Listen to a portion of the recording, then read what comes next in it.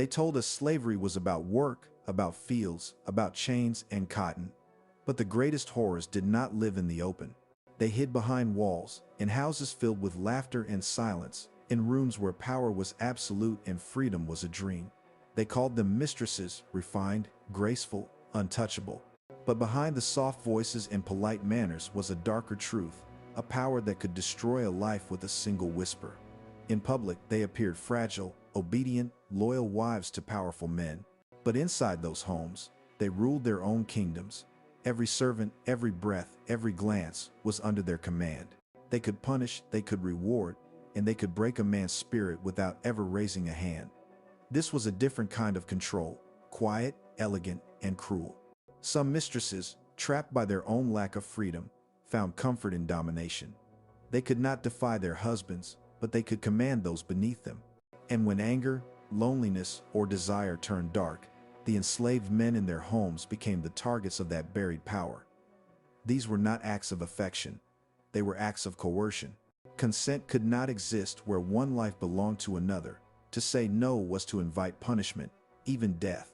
To obey was to survive. The enslaved men had no escape. Their bodies were owned, their silence demanded. They were victims of a system that stripped them of control, even over their own dignity. They carried this shame quietly. They could not tell their wives, their friends, or their children. The laws would never protect them. The world would never believe them. Their pain lived only in silence. It turned into fear, into caution, into a wound that never healed. And history made sure that wound stayed hidden. The books spoke of cruel masters, but never of the women who used the same system to commit their own acts of domination. The image of the white mistress had to remain pure, untouchable. Her crimes did not fit the story America wanted to tell. But behind every elegant letter, behind every kind word written about Southern grace, there were missing voices, men who were ordered into rooms and told to obey. Their stories were erased, their names forgotten, their dignity stolen in the dark. This silence was not accidental. It was built to protect the image of virtue, to preserve the illusion that power in female hands could never be cruel. But silence is not innocence. Silence is complicity. And for every life destroyed in secrecy, history offered only lies. The enslaved men who survived this carried their pain into old age, unspoken but alive in their eyes. Their children inherited the quietness, the caution, the distrust. The trauma became a legacy, passed down through generations that never knew its origin. To this day, the world hesitates to speak about them, because to tell this story is to tear apart a myth that has lasted for centuries, the myth that whiteness was pure, that womanhood was harmless, that slavery's cruelty belonged only to men. The truth is darker, deeper, more human, and far more disturbing. Power, when it corrupts, knows no gender, and so, we begin to uncover what history buried. Behind every curtain of silence lies a voice that was forced into stillness. Behind every portrait of grace lies a secret that never had the chance to be told. They said the mistress was only a wife, a decoration, a symbol of elegance trapped in her husband's shadow. But on the plantation, she ruled with quiet terror. She didn't need a whip in her hand to inflict pain. Her words could destroy, her silence could condemn, and her approval could decide who lived in peace and who lived in fear. She carried the authority of whiteness and the protection of class. Behind her soft features was the power to command life and death. The enslaved men in those homes learned early that danger did not always come from the master. It could come in the night, in whispers, in orders. They could never refuse. To resist was to risk torture. To submit was to lose oneself.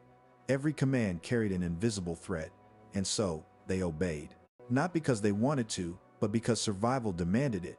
Their lives were a performance obedience on the outside, brokenness within. In the daylight, the world saw civility. The mistress hosting tea, smiling, pretending purity. But when the doors closed, her world was different. Isolation turned her cruel. Loneliness turned her controlling. She lived beneath the authority of men who saw her as property. And so she repeated the cycle, asserting her own power on those even lower in the hierarchy. In this way, the system of slavery infected every relationship it touched. She justified her actions in silence. Some convinced themselves it was affection, others that it was harmless. But deep down, they knew the truth. These were crimes built on fear and control.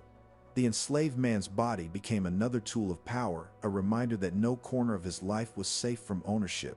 And the deeper this corruption spread, the more invisible it became. The records left behind tell the story through omission. Historians read between the lines phrases like personal servant, trusted companion, favored man.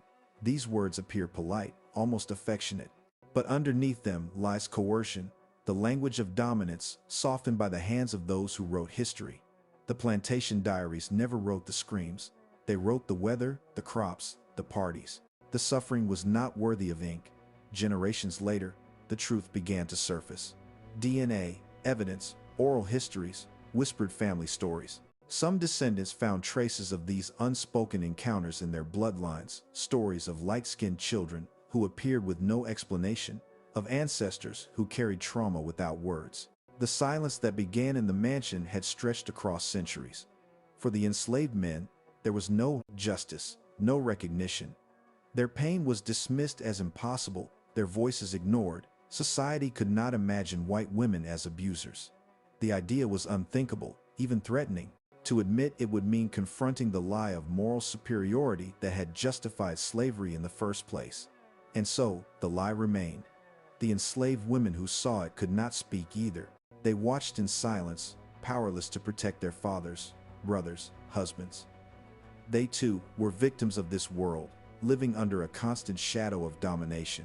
And in the rare moments when they dared to tell, their words were twisted, their experiences doubted. The system ensured that truth would always belong to the powerful. What history refused to record, memory preserved. The stories lived on in fragments and songs, in glances, in the way elders refused to talk about certain things. Trauma became tradition, carried like a ghost that never left the family home. The pain was not always spoken, but it shaped how generations trusted, loved, and feared. And while historians pieced together the past, the world moved on, comforted by the version of slavery that seemed easier to accept. They spoke of brutal masters and helpless victims, but never of women who crossed the same lines, who used their positions to exert control in the most personal, devastating ways. This was the kind of history that made people uncomfortable, because it forced them to question not only the past, but their own understanding of innocence and power. Even now, the image of the white mistress remains delicate, protected. The culture still hesitates to call her what she was in those hidden moments: an oppressor, a perpetrator, a keeper of silence. But truth does not disappear because people refuse to speak it. It waits, buried under centuries of lies, until someone dares to look closer. Every revelation about those years cuts through generations of denial. Each uncovered truth breaks another layer of myth. The image of the innocent lady fades, and in its place appears something far more complex. Someone capable of tenderness and cruelty, of fragility and domination. It is a reminder that power, once given, can twist even the weakest into instruments of oppression. The story of these women and the men they controlled is not one of passion or scandal. It is a story of human corruption, of what happens when society teaches one group that they are untouchable and another that they are nothing. It is a story that shatters illusions and demands that history finally look itself in the mirror.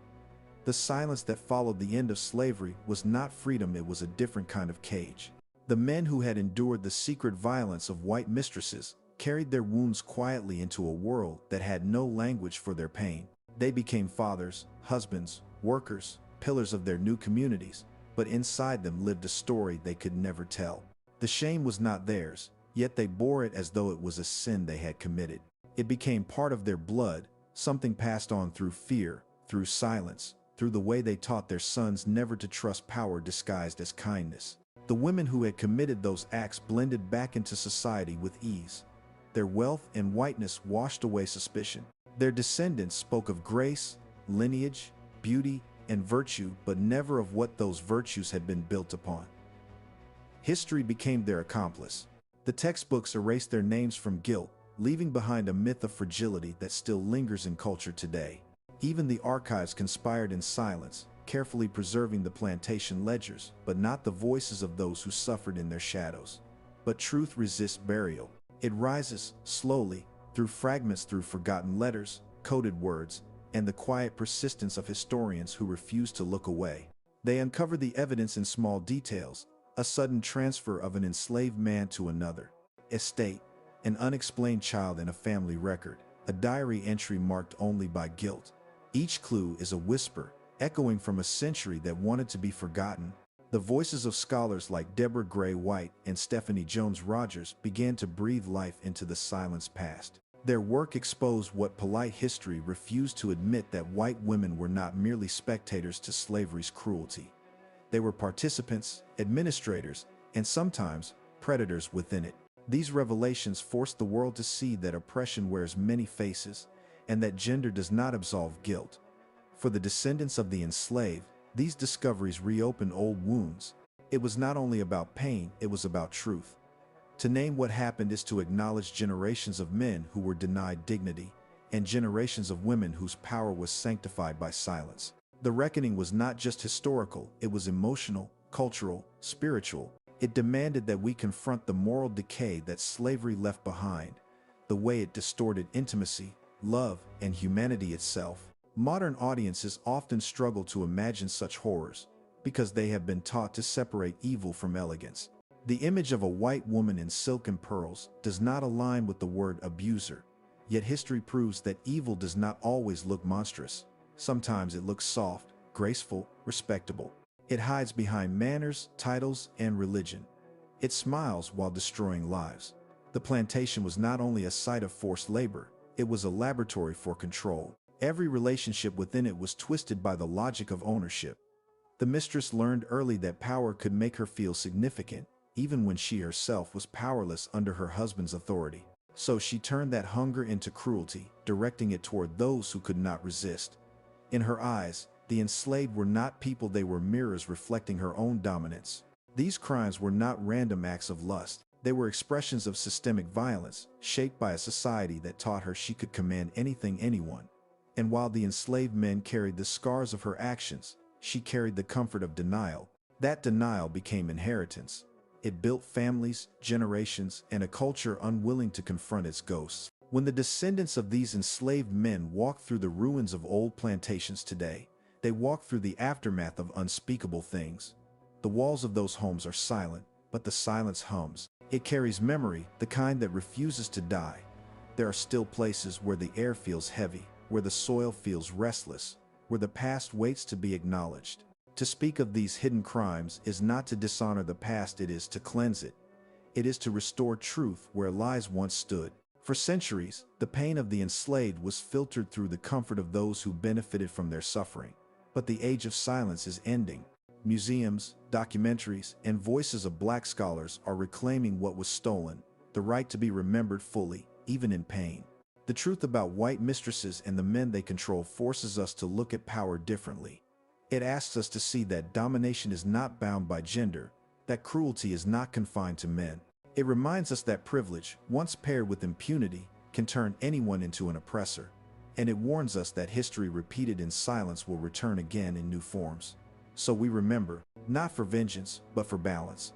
Not for guilt, but for justice. Every story told reclaims a fragment of humanity that was stolen. Every name spoken breaks a chain that still lingers in the mind.